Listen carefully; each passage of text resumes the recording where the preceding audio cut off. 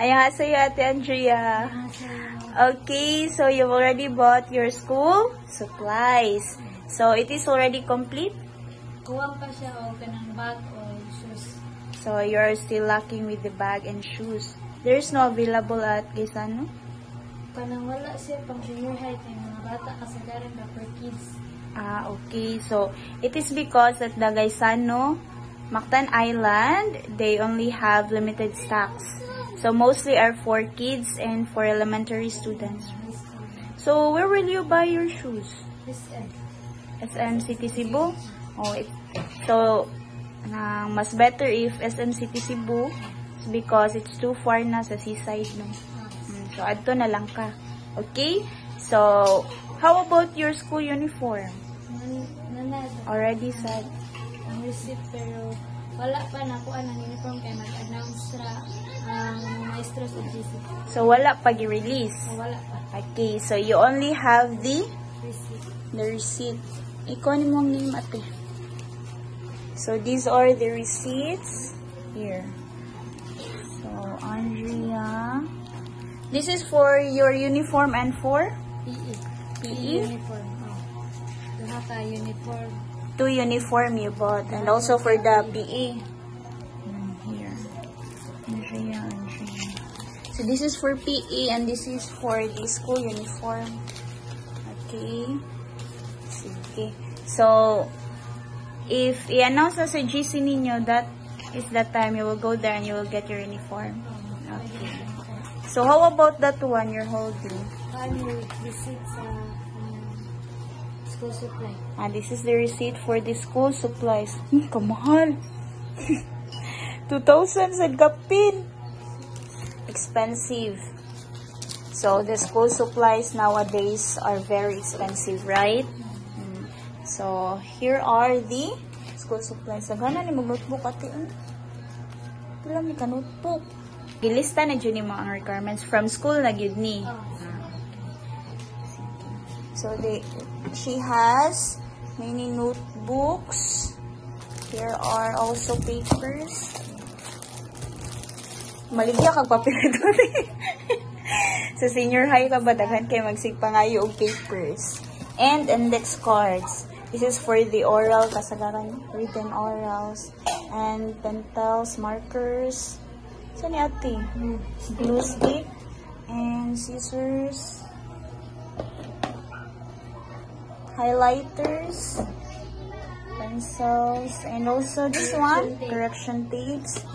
So these are the lackings of your school supplies, right? Because you've already bought a month ago from Calibronim.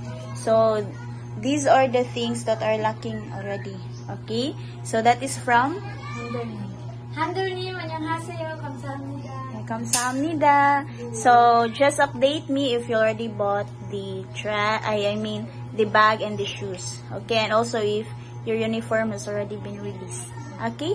Bye-bye. Fighting. Kamsahamnida. Handolni.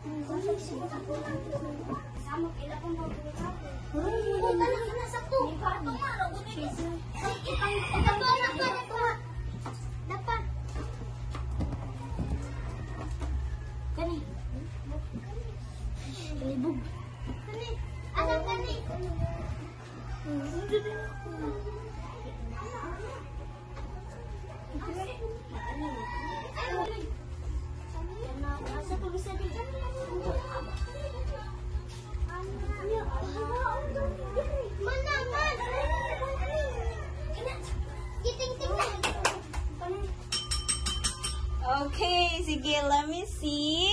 Ate, check. Okay, so what is your picture? Supermarket. Okay, supermarket. Okay, here is your paper. Dali, right kuya. Unsay makita ninyo sa supermarket? What are the things that you can see at the supermarket?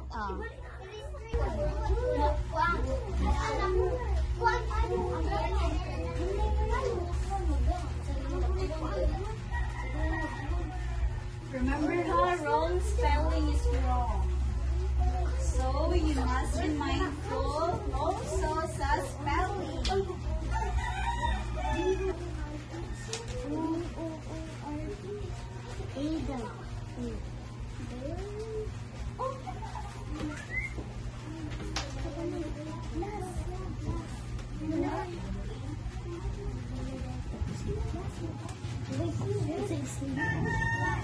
Sagali ang inyong picture?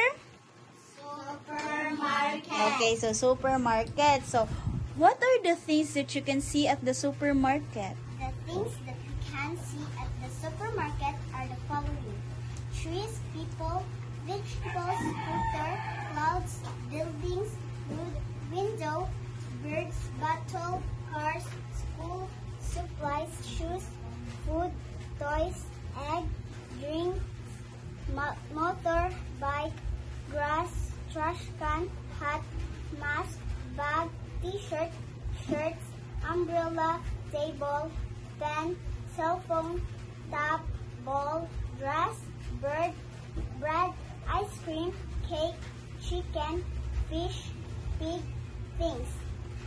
Apple, orange, grapes, strawberry, red, hairband, glass, plate, stick, water, junk foods, banana. Okay, so pila ka buok? 52. 52! Wow! Kamu gata na brainstorming?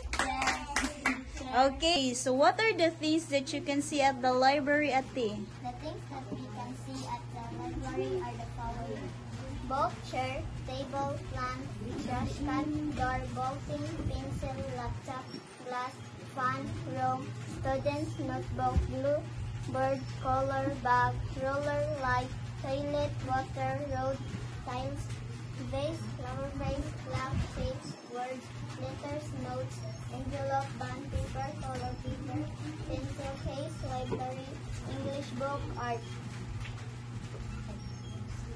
Manate? Pila ka buok? 39. 49? Ay, 49? 39. 39? Okay. So, 39 and ang pikas kay? 52. Amazing clap! 1, 2, 3. 1, 2, 3. Amazing! Okay, so actually, everything nga inyong wrote down sa inyong paper are correct. But the rule is dapat correct sad ang spelling. Ha? So I will be checking. Okay.